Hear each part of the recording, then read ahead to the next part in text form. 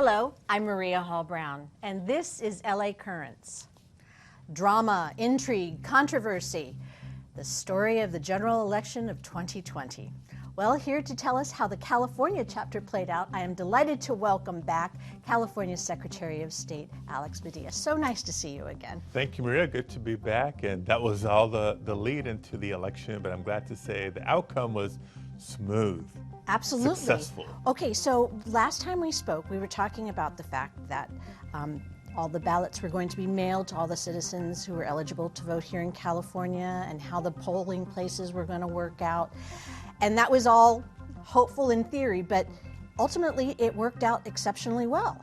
Right. Despite the challenges, despite the threats and attacks, and despite a lot of election disinformation out there, the 2020 general election was enormously successful.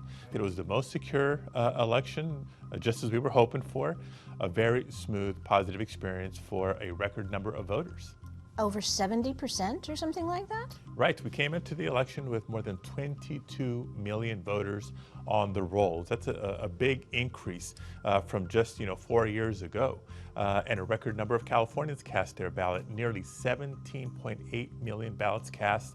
To give you reference on both of those statistics, for voter registration, we now have more voters in California than there are people in the state of Florida. For all the attention Florida gets every presidential election, there's more voters in California than people in Florida. Los Angeles County now has more than a 90% registration rate of all eligible voters. Every state has its own rules and regs, and every state has its own policies when it comes to the election. So California's policies did not necessarily look like Texas, did not necessarily look like Florida, as you mentioned. So all of these different certification processes, is California ahead of the other states? Let's see, as respectfully as I can say this, I wish a lot more states looked like California does when it comes to access to the ballot, right? Accessibility to our democracy, beginning with voter registration. It's not just a matter of finding the form at the post office or the library anymore. You can register to vote online. We register a lot of people automatically through the DMV when they're applying for, renewing their driver's license or their state ID. Even if you miss all the official deadlines, you can still show up in person and participate in same-day registration. Some of these are available in other states, but not all, and very few states have all the options for registering to vote. Secretaries of state across the country are now certifying the election, and as far as the court cases are concerned and everything like that, has there been any impediment? Is anything not going as one would have thought? Well, I'll tell you twofold. One, the official process itself continues to go smoothly, and I think that's not just demonstrated in the certification of elections, but the result of the litigation, right? We've seen a lot of lawsuits filed trying to interrupt the vote counting process or the certification process, all of them failing to interrupt the certification of the results that most of Americans realize are the real results. What hasn't been so smooth, I gotta be honest, is the impact of some of the disinformation out there that has led to threats to some of my colleagues. Elections officials at the state and local level in a number of states being victimized by intimidation, harassment from people who are choosing to accept or believe the result of the election because of disinformation that continues to be spewed. We still have our work cut out, not just to deliver smooth, safe elections, but to continue to communicate in a transparent way that people, whether they like the results of the election or not, accept the results and have confidence in those results. This is probably an unanswerable question, but how is it even possible that there could be some sort of collusion in such a grand scale that would sway an election of this scope? And what are some of the myths that are out there that, as you just very aptly said, need to be completely debunked? Well, first of all, I think it's simply common sense. If you really are genuinely concerned about the integrity of the process, then pay close attention, right? Every question is answerable, and the process itself is very transparent. Very few people realize that despite our invitations, Anybody who wants to observe the ballot processing at every county in every state, they can do so. Just call the local elections officials and make arrangements to come in and observe. But the folks that peddle in conspiracy theories, of course, don't say that and don't participate in that opportunity. But let's also look at some practical arguments here. We saw the results of the national election, right? President Biden will become president on January 20th. If people thought there really was a conspiracy theory going on, why didn't the same folks behind it also flip the Senate? Or flip more legislative seats or governorships or what have you. So, if you stop and think about it, no, there was no conspiracy at play here.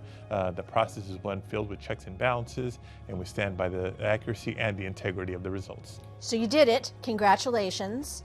In theory, we're on the other side of this. You've certified the election. Our electoral votes will, go as planned. But then there's some things are going to shift because it's an election year. So what's happening up in Sacramento? What's changing up there? And especially now, since we are currently, sadly, as we speak right now, still dealing with the issue of the pandemic. So what's happening up in Sacramento? How is everybody doing, and what's happening in moving chairs, et cetera? Right, so the election is now being certified, and the new legislative session has just begun as well. So a lot of returning state assembly members and state senators, more than a handful of new legislators joining the crowd. And I think their to-dos are going to be a continuation of 2020. The COVID-19 pandemic continues to impact California tremendously from both a health perspective and an economic perspective, right? And even things like homeschooling for so many families throughout the state. So I think that's going to continue to be the singular primary focus of proposed legislation in 2021. And so what are some of the things that you're focused on right now? What are some of the things that you're concerned with, and making sure that, in the Secretary of State, big sigh of relief, election is passed, but that doesn't mean the job is passed. So no, it doesn't. Got a lot to do. First of all, as an agency like other state departments and agencies, we have to take a hard look at the budget. Given the down economy, we know that state and local government budgets are being impacted. So we may have grand ideas and wishes for new projects and new technology and new initiatives, but with limited resources, we're going to have to be very, very frugal, if you will.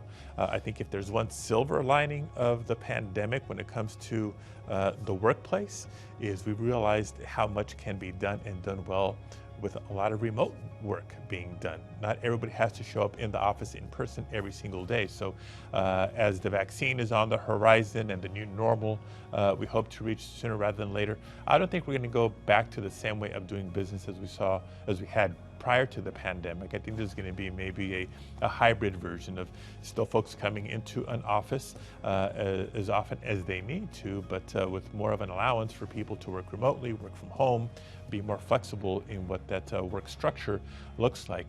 And we have a responsibility of government to maintain all the essential functions and services that we provide.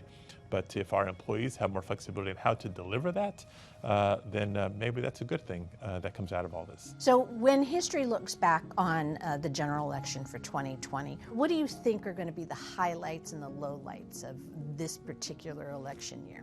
Right, we came into 2020 already with the political environment telling us this would be the most consequential election of our lifetime. A lot at stake, a lot of issues that you cared about were on the line. The criminal justice system, inequities and discrimination and racism, systemic racism across the board, across all areas of society. We saw the powerful demonstrations and protests throughout the country, making, again, the stakes of this November's election even higher.